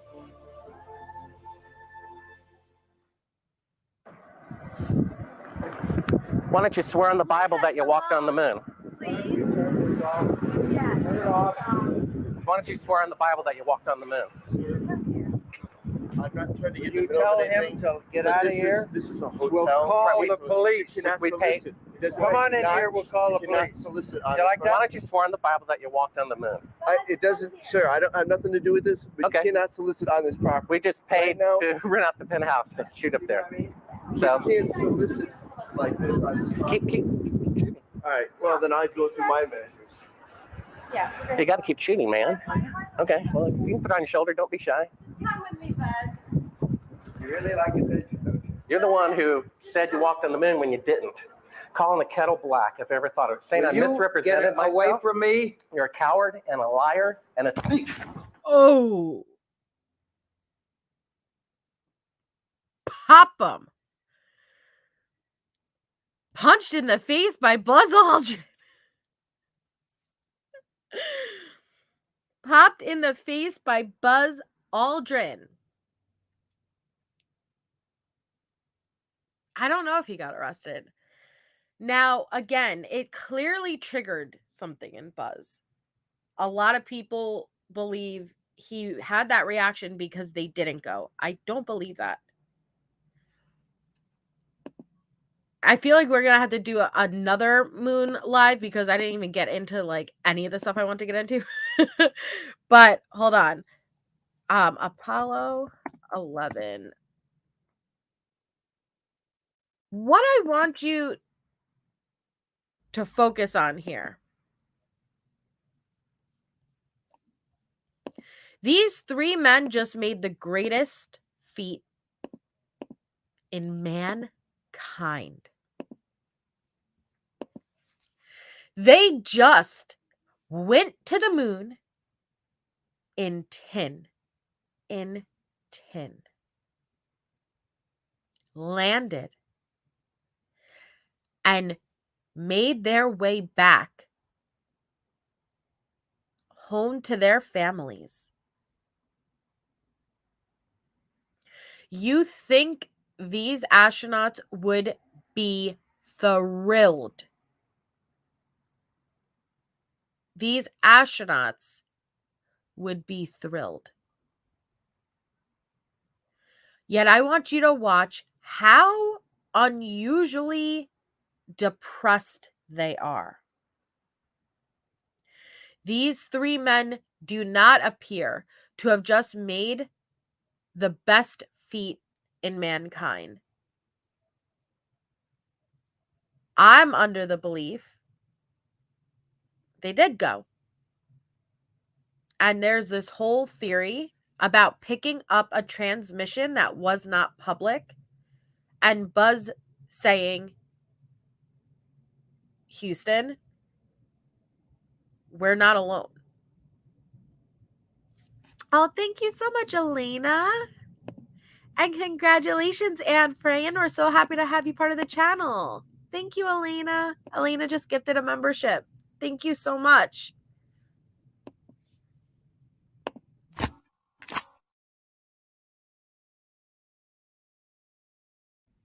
Thank you, Elena. Mwah.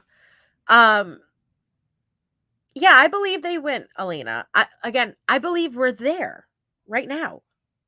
We have bases there. There has been whispers of when these men landed on the moon that there were, okay, there's a couple of different whispers. There's the whispers of it was inhabited, but no longer. And there were structures and bases that either implied that something not of Earth once inhabited it, or a past human advanced race was once there. Then there's other whispers of extraterrestrial life being on the moon and confronting Buzz and said, you guys are not ready. Don't come back.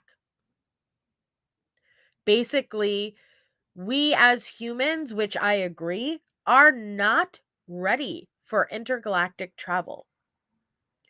When we cannot understand that we are one race, when we stop looking at black, white, all these different races and being at war with one another with all of our different religions, how do you expect to go and travel intergalactically?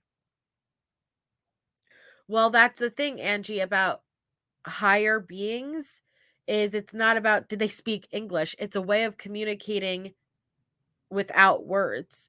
If you have the ability to travel through space and time, I highly doubt, oh, did you learn English is an issue. You know what I mean? Like they communicate on they're higher dimensional beings.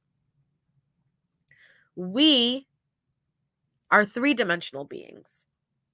And we are, it's kind of looking like as humans, when we look at animals, like, oh, these dumb animals, right? You know, we love animals, but they're not equivalent to humans.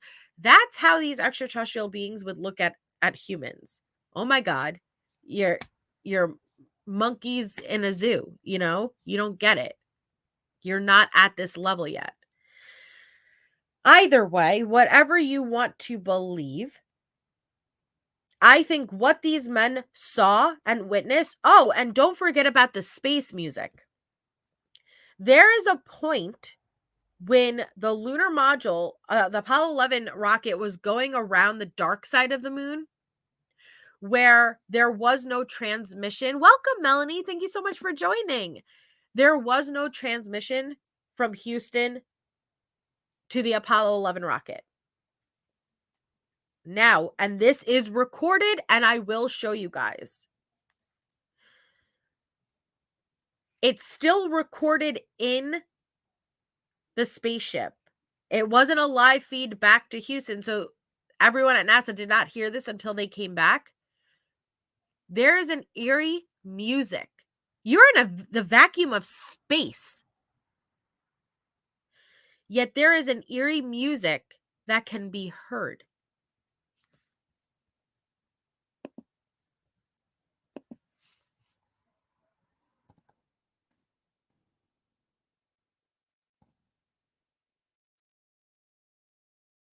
I'll show that first, actually. Hold on.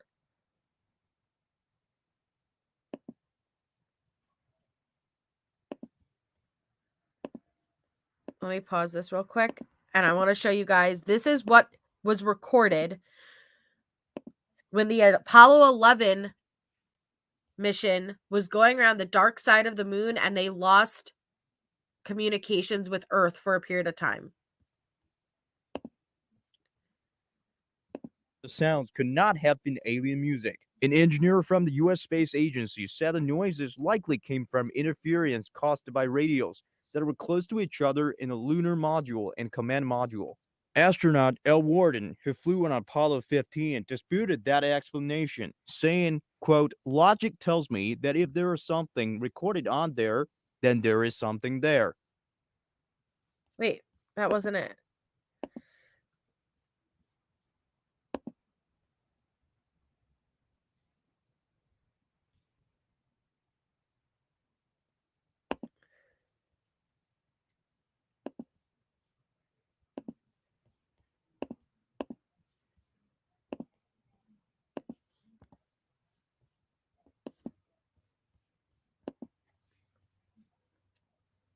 On May 22nd, 1969, Apollo 10 astronauts heard outer space music on the far side of the moon.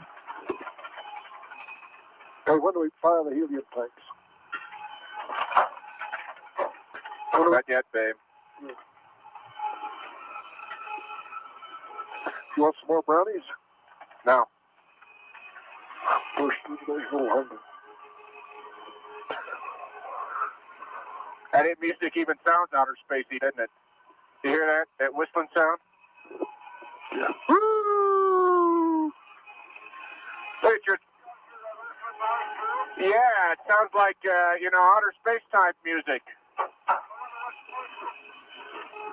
Hey, Tom, is your insulation all burned off here on the front side of your window over here? Right? Yeah. Mine's all burned off. Heading out here, where are you, John?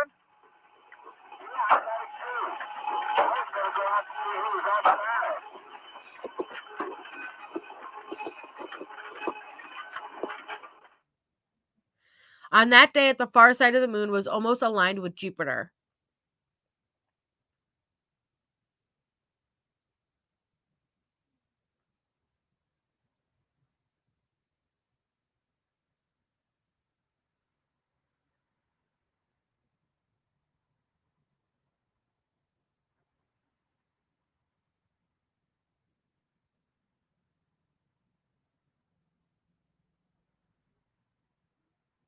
A decade later, the Voyager probes made similar records from Jupiter.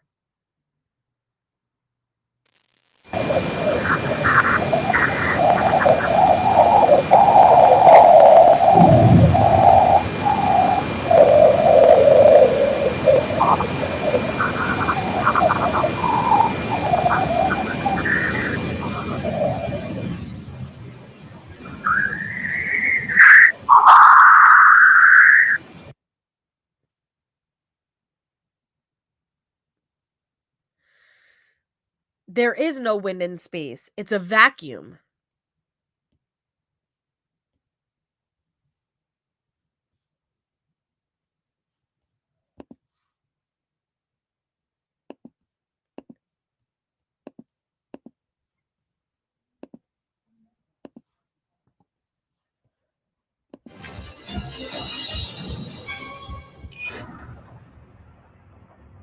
Apollo 10 enters lunar orbit. As they pass around the far side of the moon, the astronauts lose all contact with Earth. It's about an hour on the backside of the moon, away from Earth, where you lose radio contact. During this hour, the astronauts are on their own. No one on Earth can see or hear them. When they emerge, they seem to have survived their voyage around the far side unscathed. Houston, you can tell the world that we have arrived. As far as anyone on Earth knows, this mission is going like clockwork. Everything according to plan. There's nothing irregular going on at all. But nearly 4 decades later, lost recordings emerge, revealing an unsettling incident on the far side of the moon. I'm going to pause it because I have a feeling something as big as this is going to make my stream stop. So I'm just going to pause it for a moment. And imagine how terrifying it was for that Apollo 10 mission when they went, because they have to go around the moon. Can you imagine losing all contact, all communication with NASA, and you're out there in the vastness and vacuum of space, and there's nothing? That is terrifying, but awesome at the same time. There are recorders that record whatever's going on the backside, and then you do a data dump when you come around the front side. And Houston or Mission Control then can see what happened when you're around the backside. After the NASA astronauts return to Earth, Roger, Houston, we are returning to the Earth. Over. NASA transcribes the tapes, then buries them in the archives without comment. These conversations are recorded in the transcripts, but those transcripts were classified. NASA would withhold information from the public if they thought it was in the public's best interest. Even after declassification, the transcripts lay undiscovered in the NASA archives until 2008. Finding record of this conversation is like finding a needle in a haystack. It takes years to come to light. The tapes contain recordings of strange, otherworldly music coming through the Apollo module's radio. The conversations that follow the sounds makes it clear they are unlike anything the astronauts have ever heard. I didn't mean to keep it sound outer spacey, didn't it? Do you hear that? That whistling sound? In their headsets, it sounded like a woo-woo kind of a noise. Sounds like, outer space-time music. If I were to hear something back there, the first thing probably would freak me out. Well, that sure is weird music. Over the course of an hour, they mention it multiple times. This is not just some anomaly. This is something that they're all really hearing, and it's really weird. Weird, right?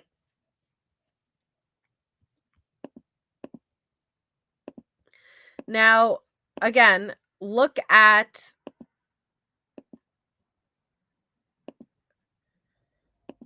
these astronauts' greatest feat in mankind greatest accomplishment. They are lucky they are alive and they are back on Earth. And the entire world is thrilled and so happy for them. And tell us, what was it like? And I want you to pay attention to their demeanors. To the translunar coast phase and undockings, or the transposition and docking sequence.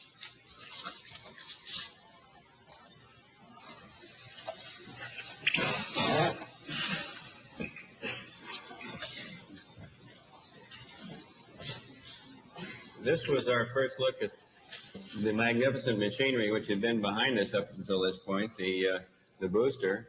Of course, the first and second stages have long since separated, but this shows the limb nestled inside the third stage, the S4B, after the translunar inject burn. This maneuver was an interesting combination of manual and automated techniques in that we programmed the onboard computer to make the turnaround, and then these final maneuvers were made completely manually. As I approached the LEM, I had an easy time because I had a docking target, which is not too clearly visible here, which allowed me to align the probe and the drogue, which is the dark spot you see on the upper right. During this time, I also checked out the proper vehicle response to my stick inputs, and here shortly you'll see the actual docking somewhat speeded up.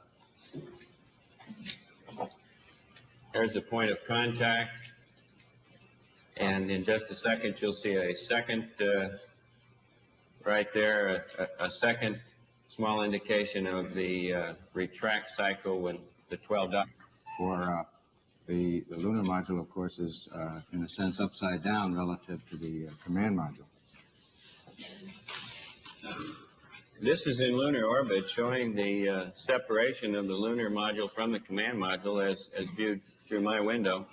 This was a busy time for me in that I was taking these motion pictures through the right-hand window. At the same time, I was taking still photos through the left-hand window, and also flying my vehicle and probably poorly, and taking a close look at the LEM as he turned around. My most important job here was to make sure that all his landing gear were down and properly locked prior to his gives you a better idea. So their demeanor, Which, in a word, and they made a lot didn't of go quite as well as we thought it might. We found it was quite difficult to look at their faces.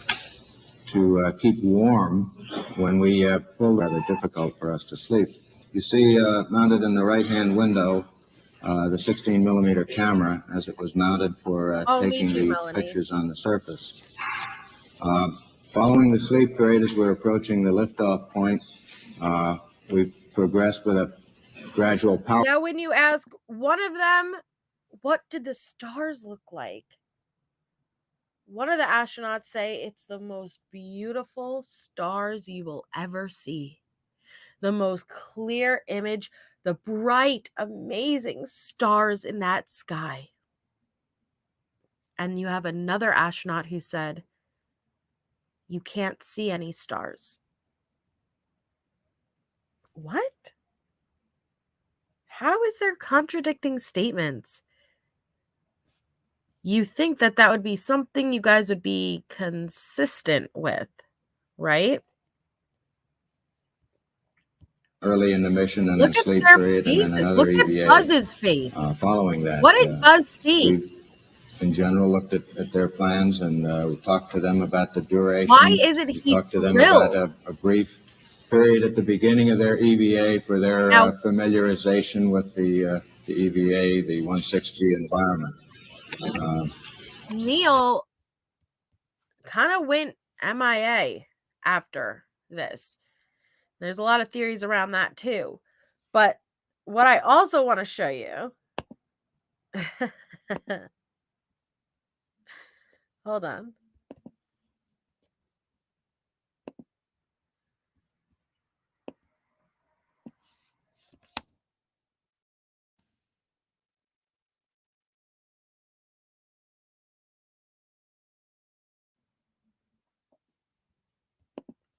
the phone call while these men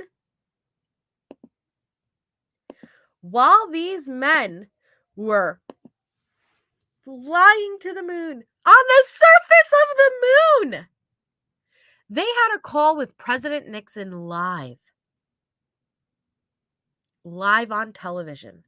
Nixon sitting in the Oval Office, and they're talking on the phone with less of a delay in the 60s from the moon to the Oval Office than I have on StreamYard to you guys right now. Take a look at this.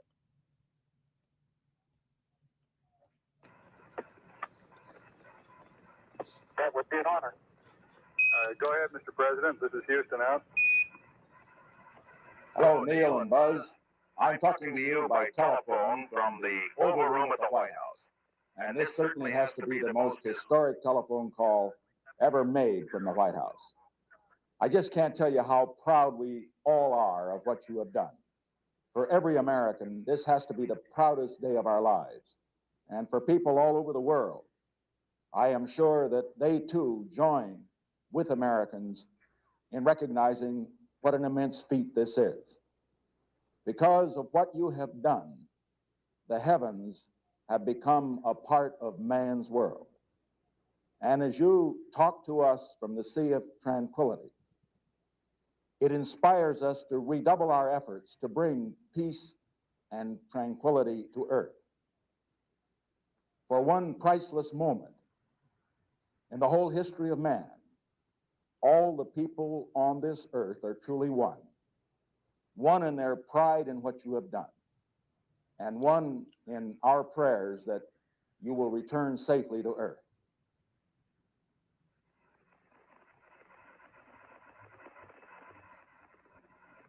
Thank you, Mr. President. It's a great honor and privilege for us to be here representing not only the United States, but men of peace of all nations, and with interest and a curiosity and with a vision for the future. Honor for us to be able to participate here today. And thank you very much, and I look forward, all of us look forward to seeing you on the Hornet on Thursday. Not so much of a delay, huh?